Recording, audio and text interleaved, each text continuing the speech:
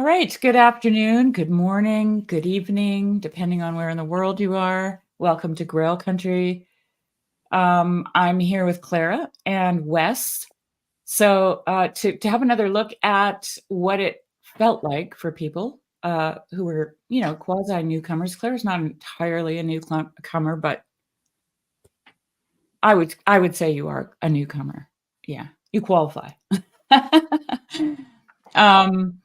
And I put a shout out on the last Bird's Eye View video to anybody who might be interested in sharing their perspective. And Wes reached out to me, and I thought it would be fun to get Clara in here too and hear some wise words from Clara. We'll see. But anyway, so I'm gonna wait a little bit for people to join. Maybe we could start with introductions. Maybe, just tell us who you are and how you came to hear of the conference and why you wanted to be there. I'm kind of curious, like why you wanted to be there. And we'll start ladies first. Clara. Oh, excellent. Well, this is fun, Sherry. Thank you for having me, and it's good to see Wes again. I got a notification, an email, because I was on the ElseNet server, a few months back, and I said, I realized, oh my goodness, they're meeting in person. I have to be there. And then I hesitated a long time because it takes a lot to go from where I am in Ohio. I'm a graduate student at Notre Dame. I didn't say, which is in Indiana, but I live in Ohio. And I'm a sociology. Did I say that? I don't know. And I've been hanging out with y'all for a while, learning about this little corner of the internet as part of my academic work. And I've been interviewing people and talking to folks and watching lots of content. And I wasn't going to come, but I decided I really had to. And so I made it happen. And what a pleasure and what a joy to get to meet people in person. It was so cool. Did that answer the question? Yeah. So your why would be you really wanted to meet everyone in person was your why? I did. Because I thought it would really show that this is a real thing. And because I have been talking to people, and there was a part of me that was just really excited. Like, yeah. We'll dig into that a little bit later. I have some thoughts, but I won't say anything yet. Okay. All right, Wes, how about you? So for me, I started getting the algorithm started giving me, I think Paul Vanderklay was probably the first person that a video had come across my feed, probably right around a year ago around this time. And I, saw some of the things he said, and I was like, oh, this is kind of interesting.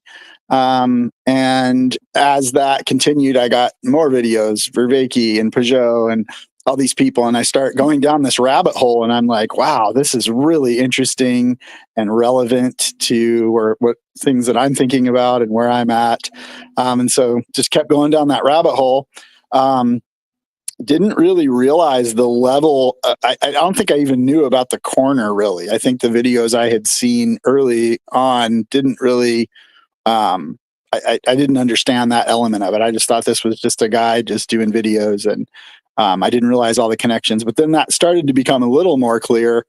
But I still only saw like the big players, Vervaeke and those guys. And I watched the Meaning Crisis series and all that stuff. And then eventually somehow I saw the one that was right before the conference that Chris Green and Michael Martin and a few people did. Yeah. And they were like, yeah, and this is going to be in Olympia. And I live like 30 minutes north of Olympia. And I'm like, oh, well, wow, this is cool. I definitely need to go to this. I've kind of been in the desert when it comes to church and community and all that kind of stuff for a long time. I've had issues with just structured, organized religion over the years. And I am a person of faith, but that's been a very challenging environment to be in. And that's kind of a long story, but I was very curious to come to the conference and just meet some of these people in person and just see what it is. And yeah, so I was excited to come. So you really like, okay, first of all, how grateful are we for the algorithm? Like, seriously? Right. Totally. There's something really good about that. I know it can be scary, but there's always the flip side. Yeah. So you've only been in the corner, or I mean, you've only been watching Paul Vanderklay for a year. Yep. Yeah, and then you and then you got immersed into a conference. Yeah. So wow. And that's even with very little corner related content, right? Like it sounded to me like you were doing Pajot, Vervaeke, Vanderklay, and not all the, as Chad calls it, the flotilla, you know? Right. Yeah. I think I had seen maybe just briefly here and there a few things like that, but not enough to really understand what the corner was or just the level of connection that you guys have, which has become very apparent to me now. Yeah. Yeah. Yeah. And that's something we can dig into a little bit later on my third question. I got the questions today, Clara. um, okay. So now I'm looking for raw walking in the door. There it is. First impressions. And we'll start with Wes this time. Yeah. Let's see. Walking in the door. Well, I ended up getting there relatively early. And, well, no, wait. So I went to the barbecue. Okay. So that was actually my first introduction. And I do That must remember have been, I just to interrupt you. That must have been so daunting for you. it was pretty intense. I'm pretty introverted, so that kind of stuff can be a little overwhelming to me, but I do like barbecue, and it seemed like it would be a good thing to be part of as well, just to maybe meet some people. I tend to have a hard time. I'm good with one-on-one interactions, but I can be a bit overwhelmed in large groups, and so I just have to throw myself into these things sometimes that I've learned over the years, and that's what I did. So, yeah, met some people. Jeremy actually ended up having a great conversation with him that night. We have a similar background, and so another person I was talking to said, "Oh, there's another guy here who was raised in the same thing you were raised in, and you should really talk to him." So we had a great conversation. Oh, that's awesome. Jeremy's awesome. Yeah. Yeah.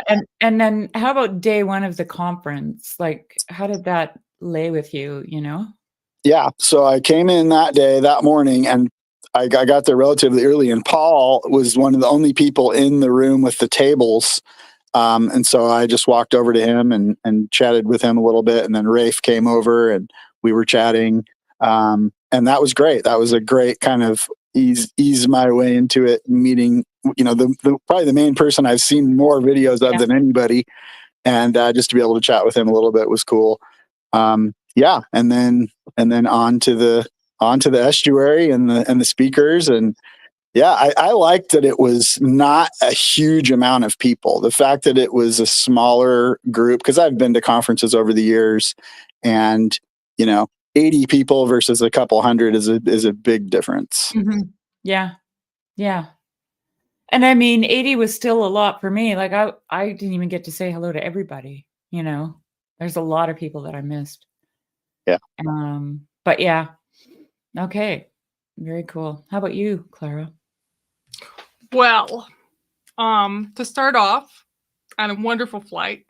And then I got to the La Quinta. And I shared this with some people. The airport, La Quinta, everything went wrong. Series of comedy of errors. What do they say? And then I lost all my ambition to travel by public transit to this conference. I said, what am I doing? Mm-hmm. And I typed on the Discord, somebody please rescue me. And they did. And so to start off, I got to meet Karen and Megan and Dr. Green. And I don't know, that was just so cool to me that, first of all, that somebody heard my plea and came and helped me. Yeah. And then just to have that conversation with them and to hang, what a gift that ended up being. So Yeah, that that's a virtually not alone moment if I've ever heard one. yeah, no, that's an actually not alone. Yeah. Yeah. So that sticks with me, right? Mm-hmm. And then the barbecue.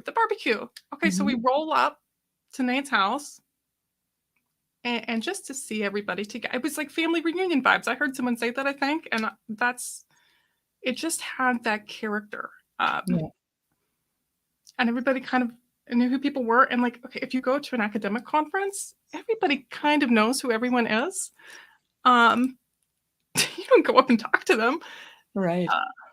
So, I mean, it was just friendly, chill. And Nate is an amazing cook.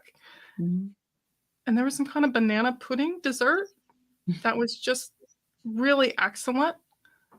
And then Griswold Grimm, who I met like an hour before, grabs me by the scruff of my hoodie and starts throwing me into live streams and putting me up right at the front of things. So we love Griswold Grimm, Yes, but we don't do. understand him. Yeah.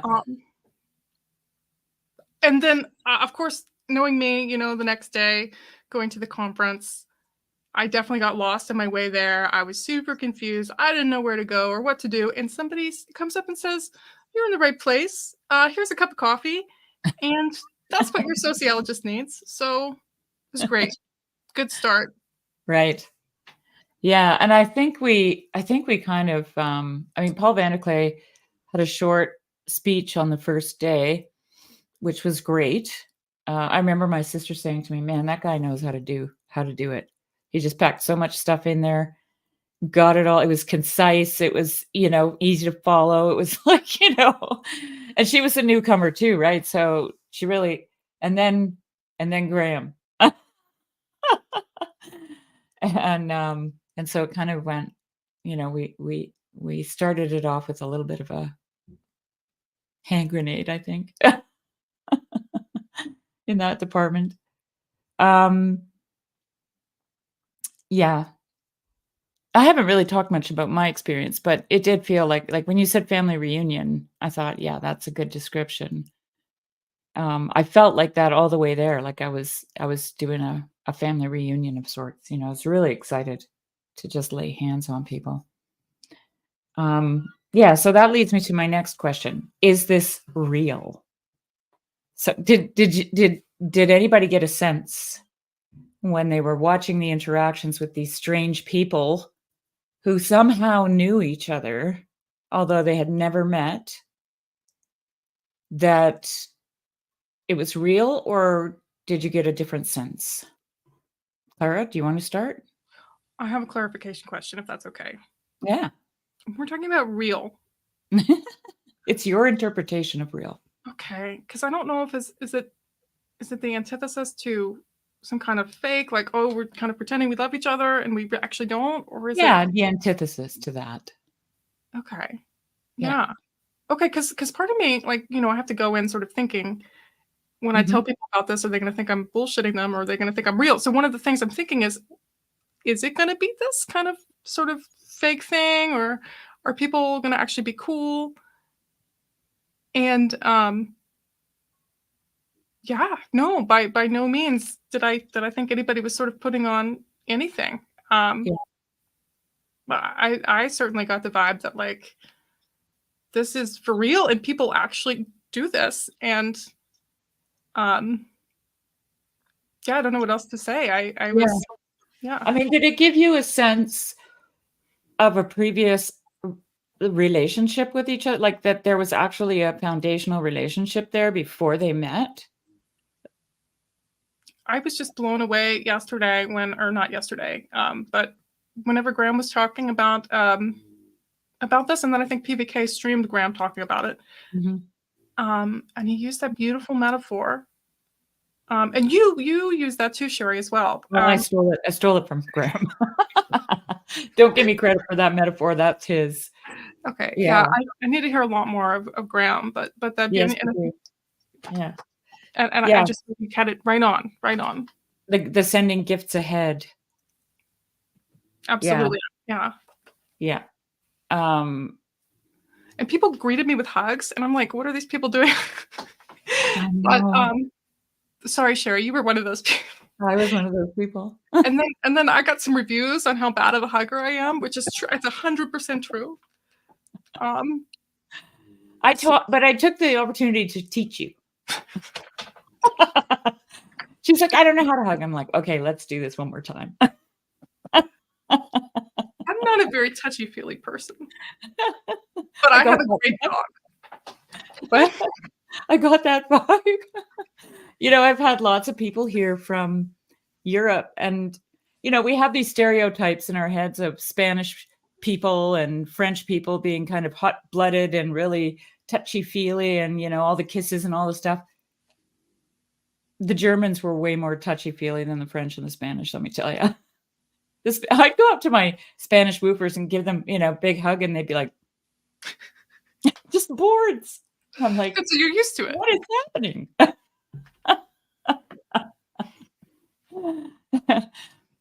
Yeah, interesting. I thought it was interesting, actually, because, you do have the stereotype of this hot-blooded, Mediterranean culture, right? And yeah, no, they weren't warm and friendly.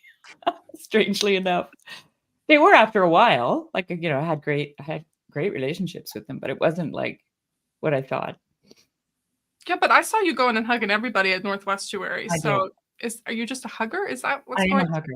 Like, well, for me, the most important thing was to touch people. I'm like, I've been sending gifts ahead, stealing Graham's metaphor, for a long time. And that's why I liked his metaphor so much, because it felt like that to me. Like, it felt like me extending myself out, saying, I want to give this to you, right?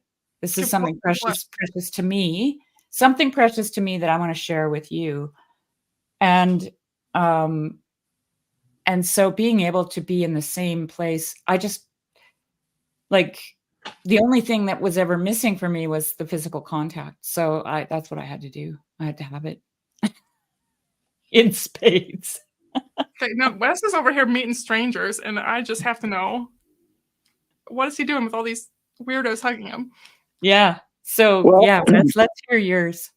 That actually was not my experience. People did not hug me. So I think there could be a gender difference there. Maybe people feel more comfortable hugging women. I think that might be true.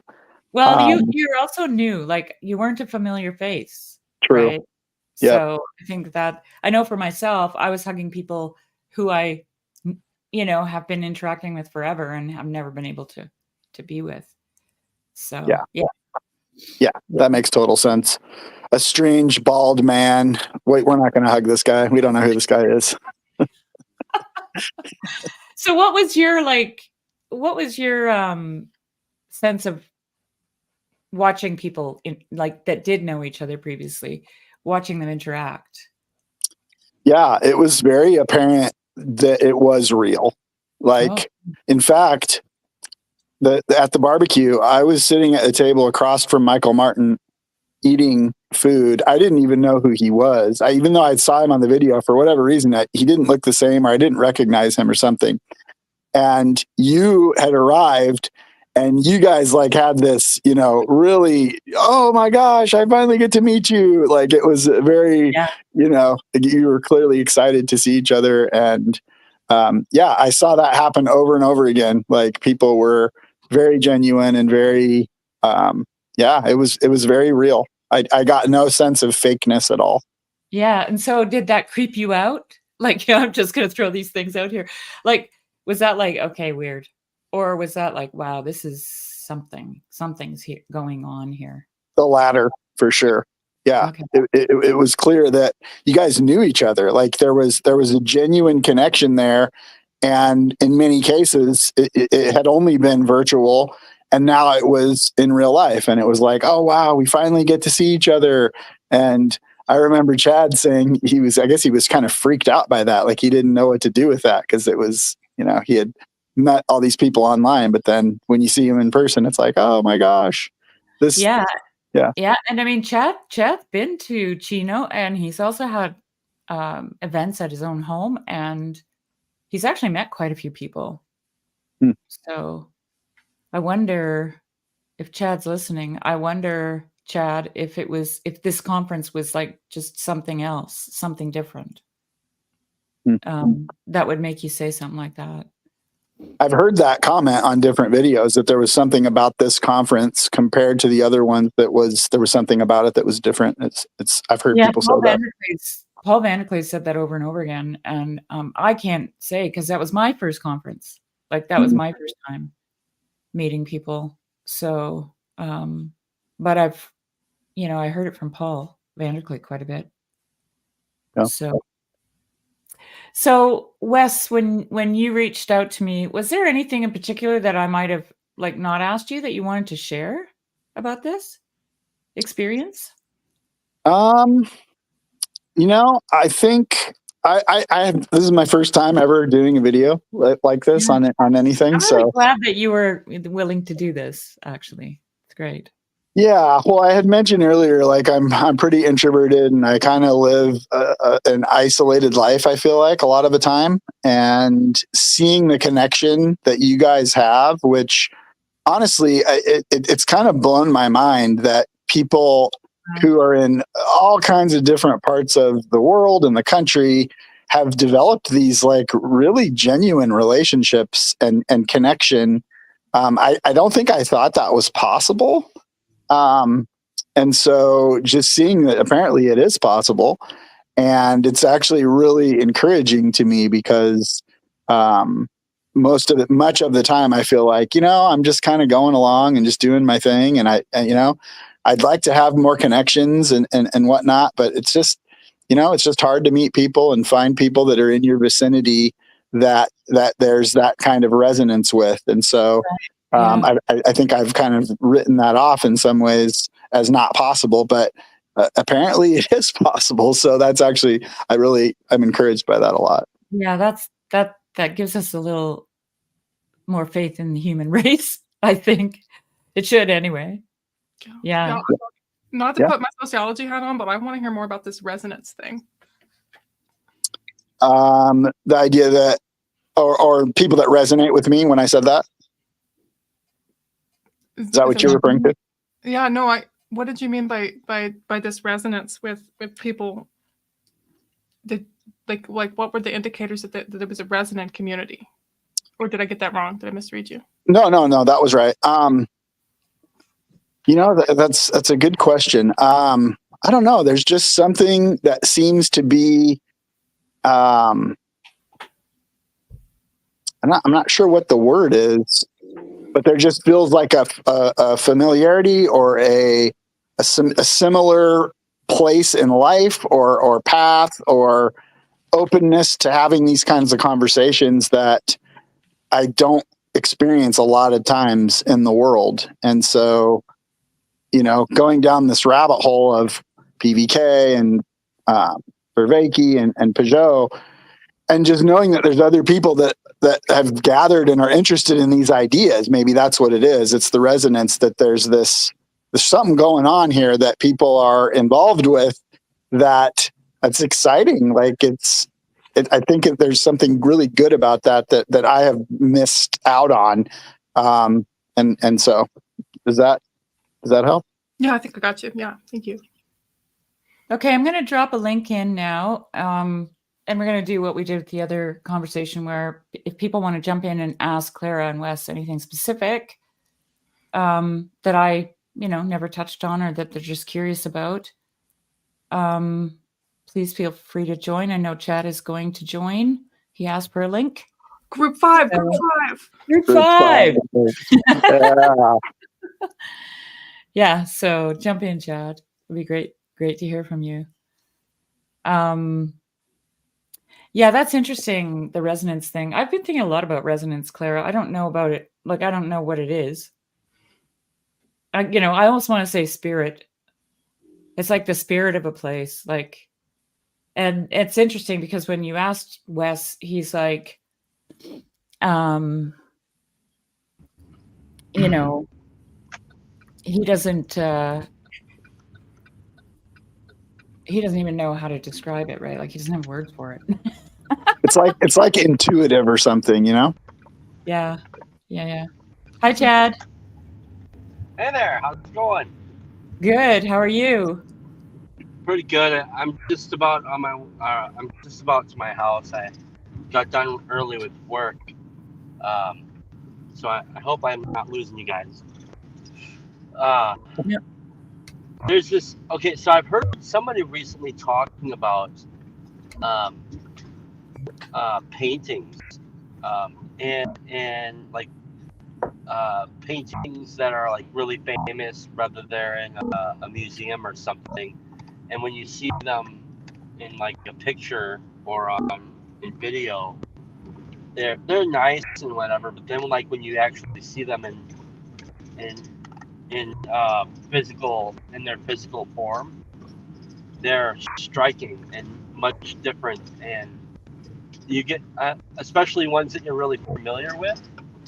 Like maybe it's like seeing the Statue of Liberty on screen for your whole life, right? You could see it in all sorts of different places all over the place, over and over and over. And then once you see it in person, it's like, wow, completely different.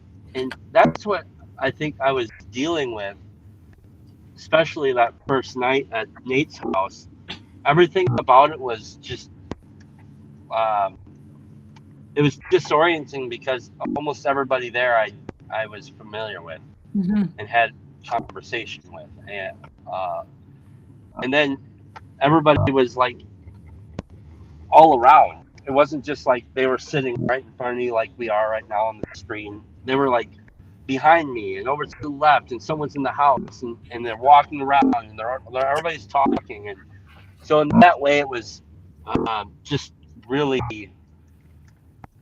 intense, super intense. Yes, Um, concentrated. yeah, it's like, yeah, almost like if you were to take like concentrated orange juice that you would get out of the freezer, and you dump that in the pitcher, and then you put water in the pitcher to make orange juice. But instead of doing that, you just drink the whole thing of concentrated orange juice. It's like ridiculous. Well, my farmer brain was like, all right, everyone's going to be there. And so I'm going to kill many birds with one stone. That's how I was doing it. Yeah. No, Matt, this is not Chad's first TLC conference. Chad was at Chino. I was at Chino. I was also at Chicago when Bethel McGrew, Pensis Parker, and Aaron Wren and Paul Vanderklay were there, where I met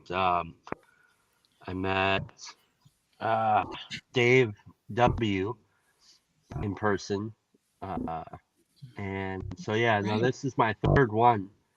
But it was just different. It was completely different. Chino was completely different too. Just and everyone that I suspect that every you're not going to be able to. This isn't like a turnkey franchise deal where you. No. It's going to taste. It's going to have different flavors as it should. Yes, exactly. Like the potato salad you make will be very different from the potato salad that I make. Yeah. Just wait till you have Nate's potato salad. Well, I really got the sense, and I don't have anything else to compare with, but I really got the sense that the spirit of Nate and his family was just like trickling down from, and I find that really interesting. Like I see that not in a, like, I see that in organizations like the Symbolic World, Peterson's ARC stuff, there's their spirit, because they're at the top, it trickles in somehow. I don't know how that works. Like it's a mystery to me. how that manifests itself, but it seems to be the case every time. And another part of it is, so I've been to, I don't know, maybe 20 different conferences that are really, or most of the conferences I've been to, 99% of them have been AA conferences. Right. And those are, highly spiritual. There's a lot of connection there. But this was nothing like any. I actually don't have anything to compare it to. I know that when Rafe Kelly talked about that conversation that he had with Jess and Nate and Graham and Paul, he talked about having like almost like a depressing moment a couple days after the event. I had a very similar thing. Yeah. I did not experience that sort of thing either, and I couldn't really explain why that was, but it was I was I was just like definitely there's definitely the next couple days when I got home definitely weren't good. They didn't feel good. Really? I Yeah. was still buzzing from the event itself, but something was off. You And think I it don't was know what to make of that. You think it was a little bit of grief? It may be. I'm not sure. Maybe it was. Let's say it could be if there's such a thing as spiritual attack. Maybe that would be a good way of defining that. Because like I woke up with the worst thoughts in my head from Mhm. for Oops. no reason.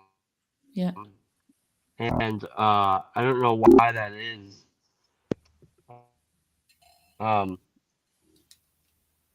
But I don't know. Maybe maybe there's a contrast that happens when you're in such a bright experience where there's such a bright light. There's going to be such a dark shadow cast. So maybe Totally. there's a bit of that was happening. I'm sure. I don't know. I mean, I popped out of it fairly soon after, so that's good. Yeah. Yeah. So you guys were all in the same estuary group, But right? I do know this. I'm deeply connected to all you guys. Well, I think Chad has a lag. Yes. Sorry, Chad. I think you have a bit of a lag for some reason. I'll take care of it. I'll be right back. Okay.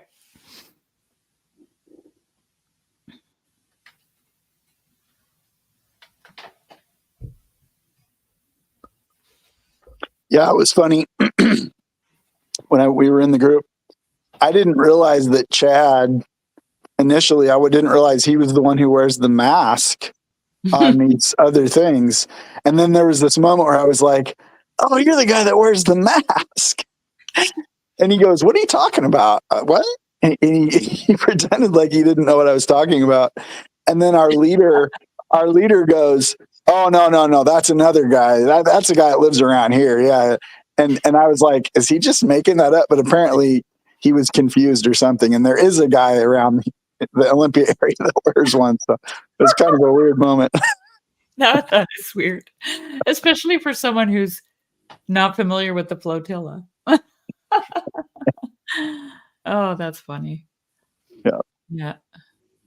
So, Wes, I was wondering, because you're so close to Nate, have you thought about joining an estuary? Yeah. So I had actually emailed Nate earlier in the year, not realizing who he was, but I had seen something about estuary in my, watching all these different videos. And I was like, oh, that sounds kind of interesting. And so he was the contact person in this area.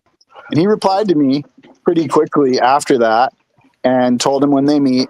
And the problem is that I have my kids every other week, and they meet on the second and fourth Tuesdays, I think, of each month. And so it never worked out to where it matched up to where I could go.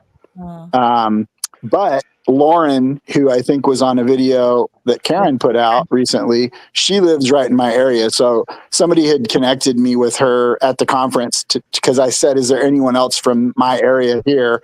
And so Sarah Eve had told me about her. And so I'd gotten her number. And we actually met up last week and chatted, and we are going to try to start one, I think, in the Tacoma area. Yeah. That's awesome. Yeah. Yeah. I mean, I heard just briefly Nate saying that there's quite a few estuaries popping up in the Pacific Northwest as a result of the conference. So that's pretty cool. Yeah. Yeah. Yeah. Wait, so what are your hopes for this new estuary? I'm sorry, I don't want to take over. I want you to, Clara. I can't carry this whole conversation by myself. Jump in. Yeah. I mean, so far it's just me and her, and she has a friend who I think is from her church that she's going to invite. So it's just a small group at this point. And we haven't even figured out any of the details yet. But I mean, my hope would just be, to have these kind of conversations regularly. I've been wanting to have this type of connection for a long time, and just haven't been able to find it. So it feels like, wow, this is happening, and it's exciting. So Chad, okay, sorry, I just want to highlight this comment because, hello all, do you know if there are any online estuary meetings for those who do not have a local estuary? The Estuary Hub's website appears to list only in-person locations. And I do know, because I've participated, that Chad's doing that once a month, right, Chad? Yep. Yeah. Yep. I actually have our next one set up, I think, for October 26th. Yeah. I think, I've toyed with the idea of putting together a Friday morning nameless Discord server so that people can host their own estuary meetings on there if they wanted to, or not estuary meetings, I guess. But I don't have the time or bandwidth to man a Discord server like that. No. And you're going to have even less of it any minute now. Yeah, exactly. Yeah. We go on Friday to find out whether it's a boy or a girl.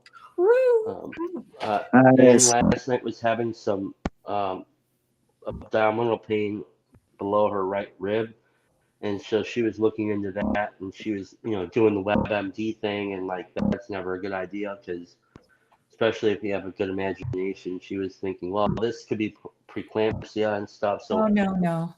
We'll find out Friday. Yeah. So my question for Wes, by the way, really good to see you, Wes. Yeah, good to see you, Chad. Clara. So what was your takeaway from the, was there any kind of informational takeaway, or was it just like a spiritual takeaway that you got from the actual estuary meetings themselves?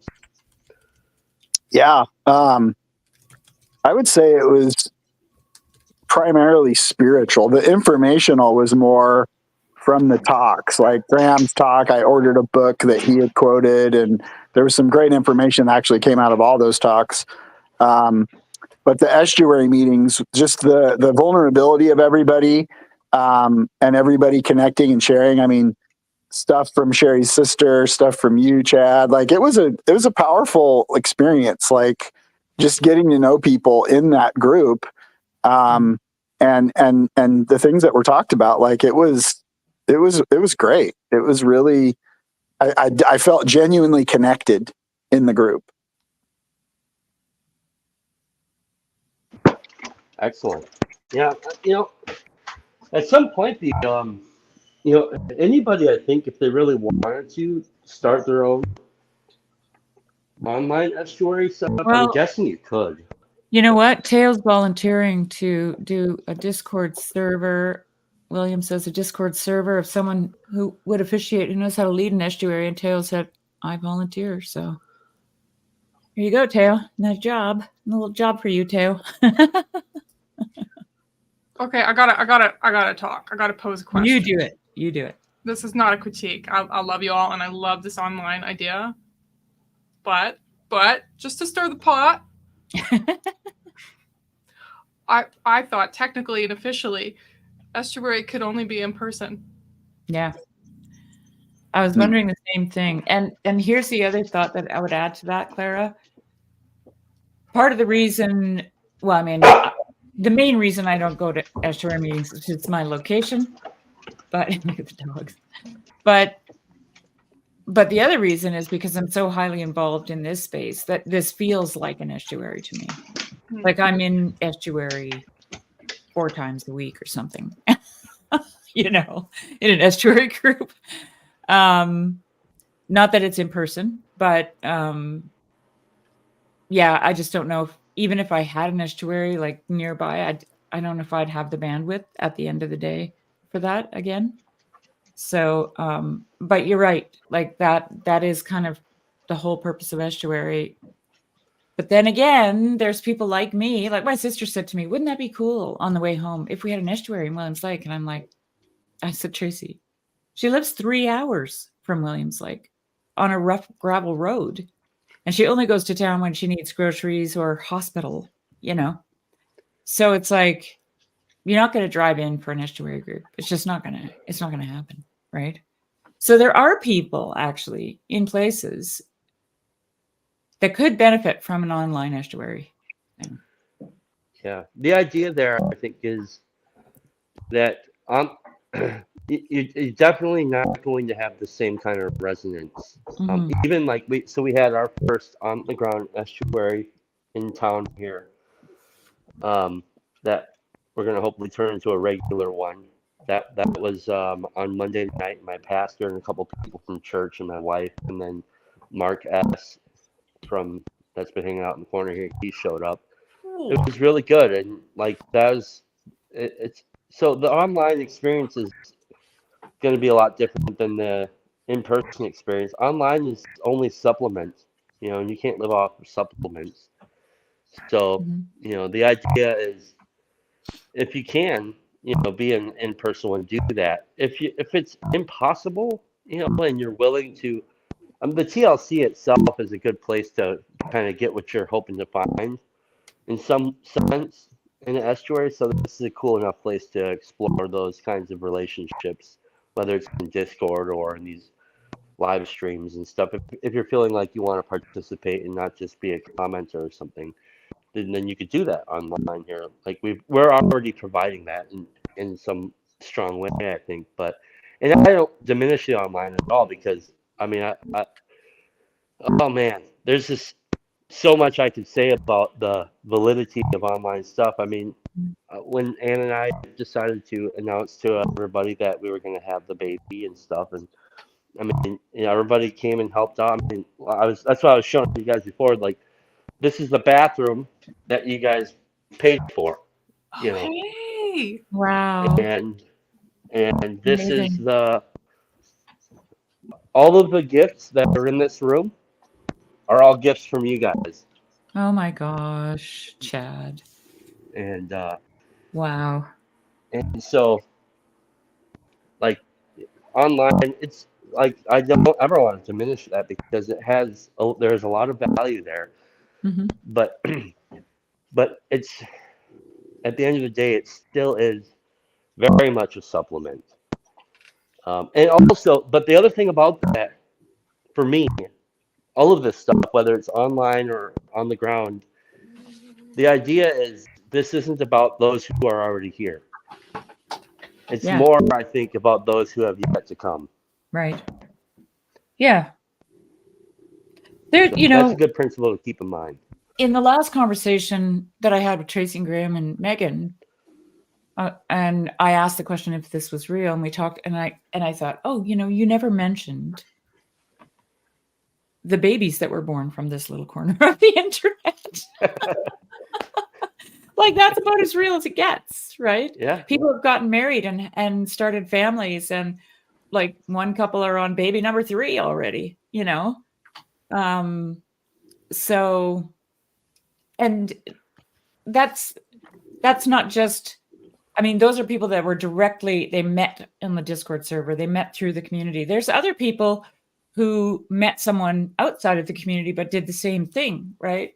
Or went back to a family, or recommitted themselves to the family life, or whatever the case might be. So, like, I think that this space does have real repercussions in the real world. I don't like the word "real" so much, but let us not forget about those that who were once here, who have passed. Mary and I think Voth. Voth was before I got here. Voth was before Mary. Hmm. I hadn't had a chance to talk with Mary ever. So, but I mean, yeah, those folks have left impacts too, and they've made it possible so that I think this space is open the way that it is, Hmm. and it's great. It really is. Yeah, like in Voth's case, Chad, I don't know if you remember, but I started a GoFundMe, and then the community raised enough money to buy a pecan tree for his widow Hmm. that she wanted. She wanted, that's what she wanted. And then she put like a bench and, a little garden and a memorial place to sit and think of him, and we also did a video that Cassidy edited of his poetry. I don't know where that is actually. It must be somewhere on Paul's channel in the archives, where each one of us said a different line from a poem that he wrote. Hmm. Yeah. Yeah, he was right. I think his passing was right before I showed up. Okay. But also the conversation, I think that particular video pointed me to something that was deeper that was going on here. Because from there, I think right around that same time, I was listening to Job and Paul's conversations. Those were the things that pulled me in because I saw something that I'd seen, I was very familiar with the old timers helping out the youngins in AA. And it's a very similar spirit. There's a wisdom being passed along, and that was all very attractive to me. And, Right. and Yeah. I was there when we got the news of his death. We were all in a live chat. I don't think Paul was streaming actually his live question Q&As yet. But we were all, and there was lots of people in the chat room on the Bridges of Meaning Discord server. And his widow made the announcement, and it popped up at everyone, and everyone saw it at the same time during this Q&A, right? That Voth had passed, and man, there was complete silence. Like, it was uncanny how everyone was participating in this moment at the same time together. It was a really meaningful moment, actually. Yeah. Yeah. Wow. Well, all I know is I'm real grateful for you all. It was a real pleasure to sit in group 5 with Clara and with Wes and with Tracy. Yeah. Tracy loved it, by the way. I Yeah. heard lots of good things about she wanted to start one, and I'm like, Tracy, you're never going to go. Just such a reminder. She gets like that. Well, that brings up something really good, actually. It's that idea of stepping out kind of courageously with a particular kind of commitment, a spirit of commitment. That should be, we should pay attention to that. Yep. These things, it's just like anything else. I noticed that the family that I'm married into, they spent, hey, leave that alone. They spend their time intentionally putting together annual events for family events, whether they're birthdays or things like this. And those things don't just happen. People have to pour themselves into it. And so that spirit of intentional commitment to service, whether it's in your church or in your family, or if you want to do things here, I mean, that's how all of this happens. All of this, the StreamYard thing that's happening, the Discord, it's all a matter of somebody intentionally stepping out, doing something very strange and courageous, and then committing to that. And it's not, that's what it's going to take to start an actual estuary group on the ground. It's going to take somebody to say, all right, I'm going to be here, and if I'm the only person here, But I guess I'm the only person here, Mhm. you know. And so that'd be something good to keep in mind if you're interested in doing it. It may flop, but it may not either. Yeah, that's right. Yeah, totally. Yeah. Yeah, I think it's going to be interesting to see how this goes because, as I mentioned, I have my kids every other week, so I won't be able to do it on those weeks. And I am open to just showing up and being the only person there for sure. It's just going to be figuring out all the logistics of how that'll work, and we'll see. Maybe just do it once a month. That's what we're going to do, once a month. We're going to start there, see what happens. There you go. Teo says, I've started more estuaries that flopped than most. Mm. That's Yeah. my kind of guy right there, man. Still worth it. Still Yeah. worth it. Yeah, Teo, you should hop in if you can. Yeah, Nidalate says, I was also thinking of older adults that would like to participate yet have mobility issues, which is also a whole sector of our society that, you know, we're all assuming that everybody can get to where they need to go. Oh yeah. That might be interesting. Go out and start an estuary group at an old folks home if they'll let you. Yeah. Oh, they'll let you. They're always glad to get them off their hands. They're all like, oh, you know. Mm-hmm. Yeah. Boy, that would be a wisdom session, Chad. Good Lord. Wouldn't it? Yeah, it'd be something. Who knows what it'd be like? Oh, Teo. He's into the challenges today. Challenges accepted. You keep us posted, Teo. I want to hear about that one for sure. Yeah. Yeah. Just make sure you don't bring up the boomerality thing.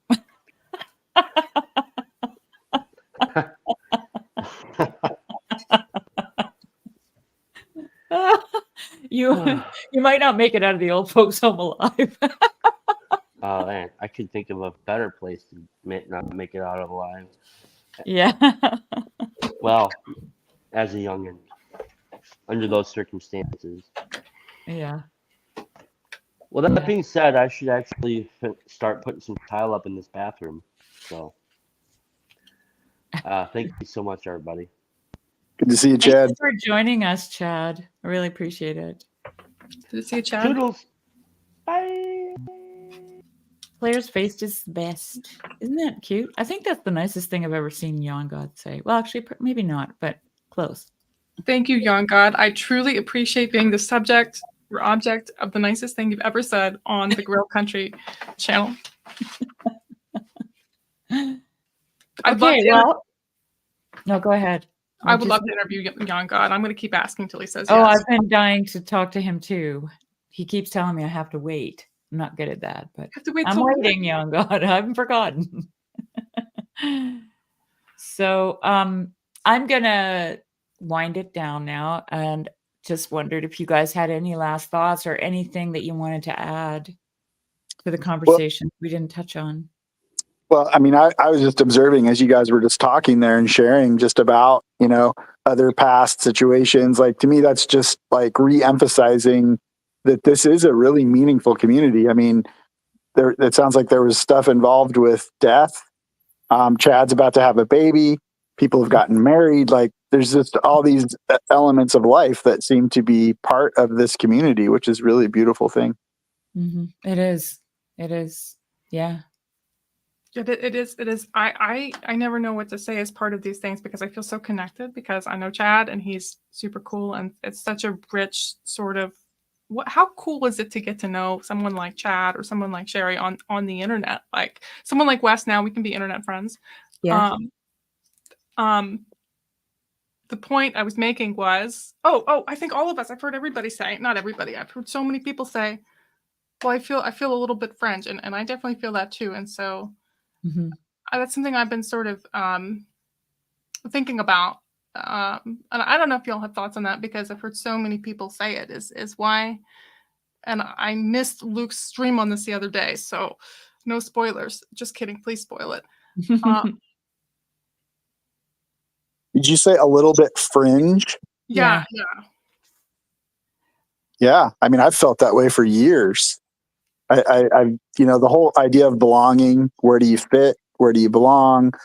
That's been a huge thing for me for pretty much my whole life. And I've had a hard time with that. Yeah, that's a challenging thing, I think, in this day and age that we're living in. But the thought of the internet being a connecting thing. Actually, Sherry, I watched the video last night. I watched the video with you and Paul Kingsnorth and Nate. It was from like a year ago or so. Yeah.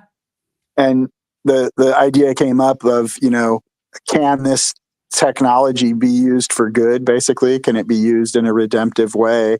And I think you guys are doing that, and yeah, it's cool to see it happen and to think that maybe it's possible. It's a hopeful thing.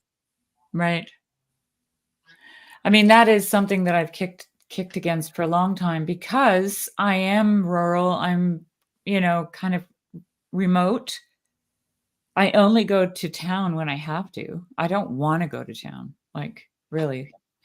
I just don't. And it's not because I'm antisocial. It's just that I have lots of other things to do, and it just cuts into my time. And, it's an hour there, an hour back. And if I got to do things it's like the whole day, So hang on, I've got geese that are at my here.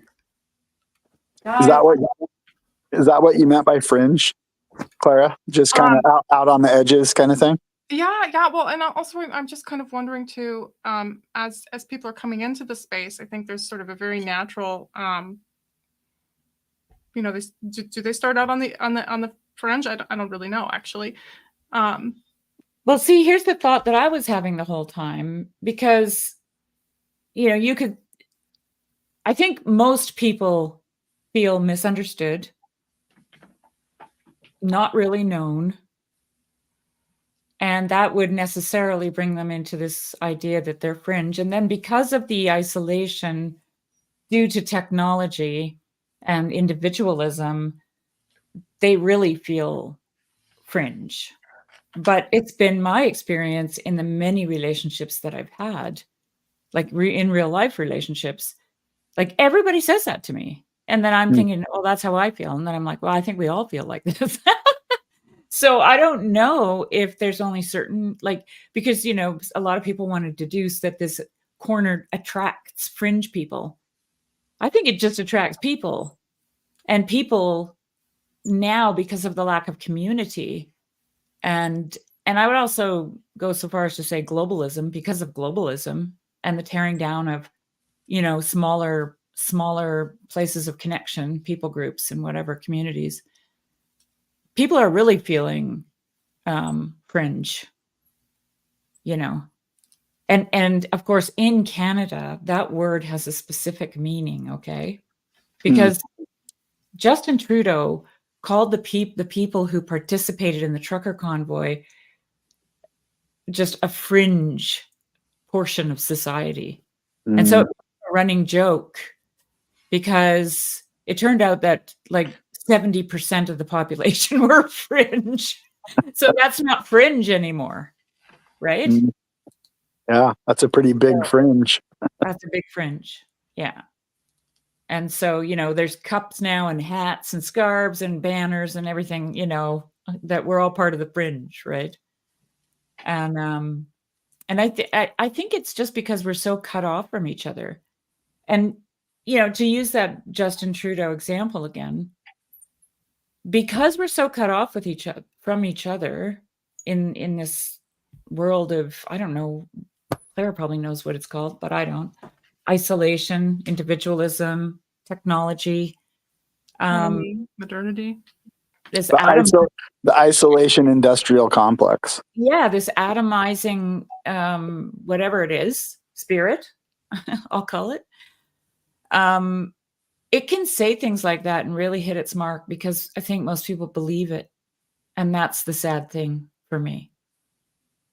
I think we're all really much alike. We're not all fringe. we're all human, and we're complex, and we feel a little bit unknown, and especially today. So that's my take on it.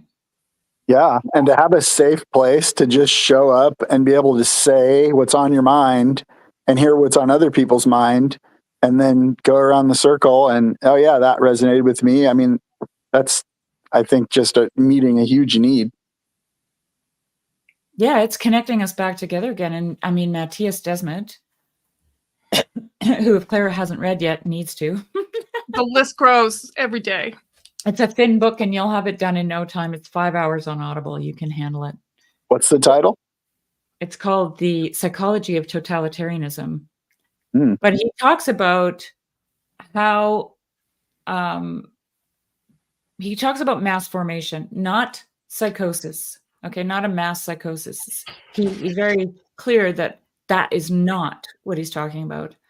It's a formation of a mass. And one of the things he says, that there's a criteria for how that plays itself. Like this criteria has to be fulfilled in order for it to happen. And one of the things is atomization, right? Isolation, and free floating anxiety. And I mean, when you think about the state of the world that we live in, everybody's anxious and depressed. Everybody's on antidepressants and anti-anxiety medication. And yet no one can actually point at anything and say, this is what causes my anxiety. They have no clue. It's free floating anxiety. And I think it's free floating anxiety because there's a lack of connection to the world, like the nature and each other, because that's what we're tribal. We're, chimpanzees live in troops, gorillas live in families, goats live in families. Like, we need to be together, and we're apart, right? So,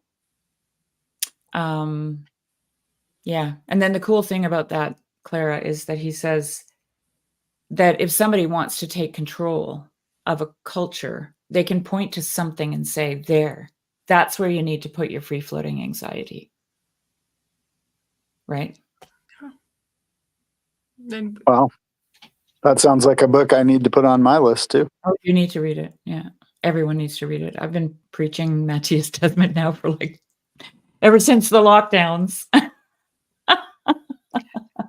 everybody who recommends a book to me now has to do what Sherry did and tell me what the book is about and why it's important.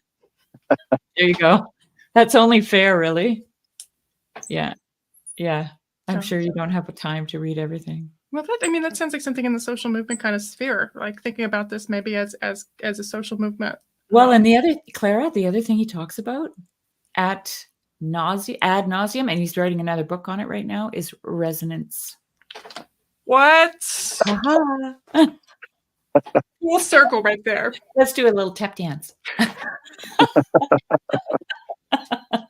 Well, there's almost he's something amazing. embodied about the idea of resonance, something in the body, something.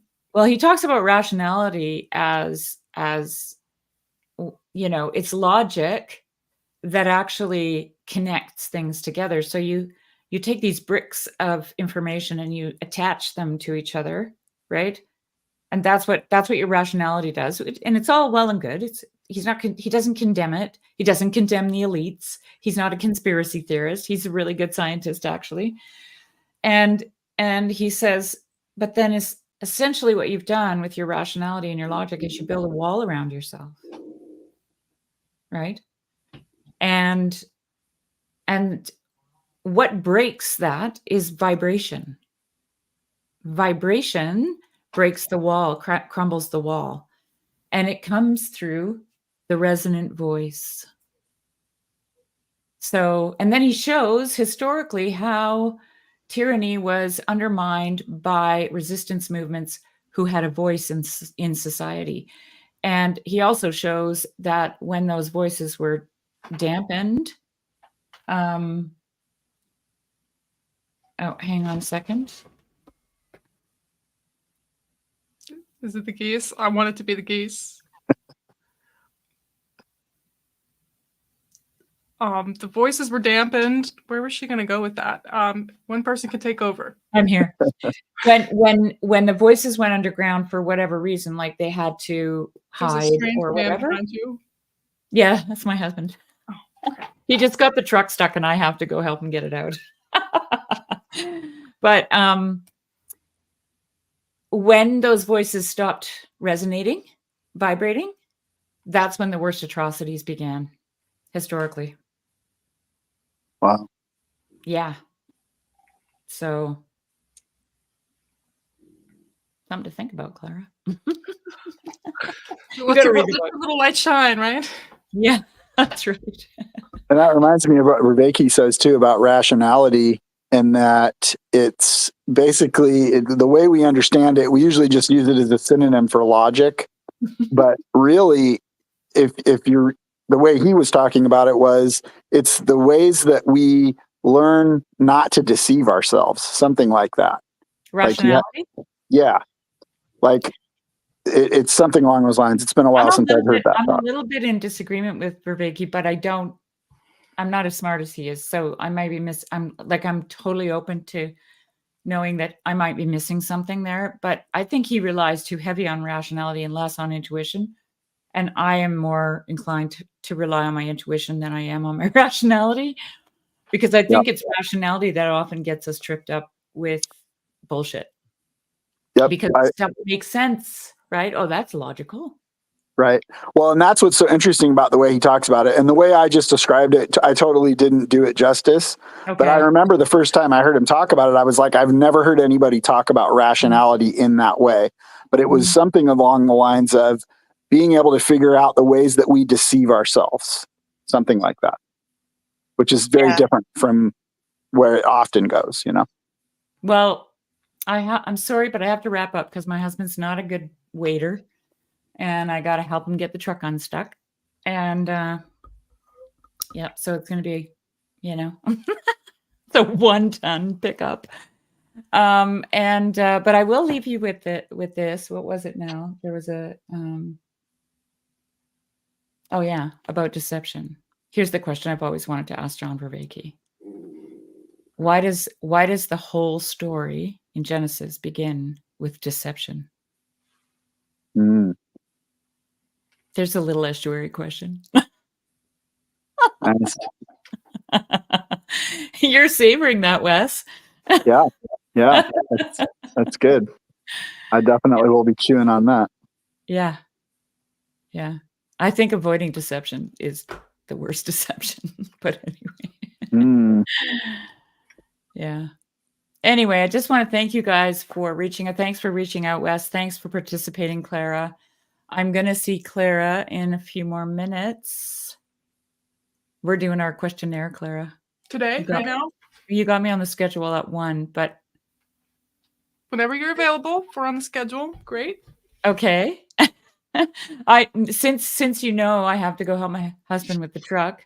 Oh, because today's Thursday. No, Is it? It's Wednesday.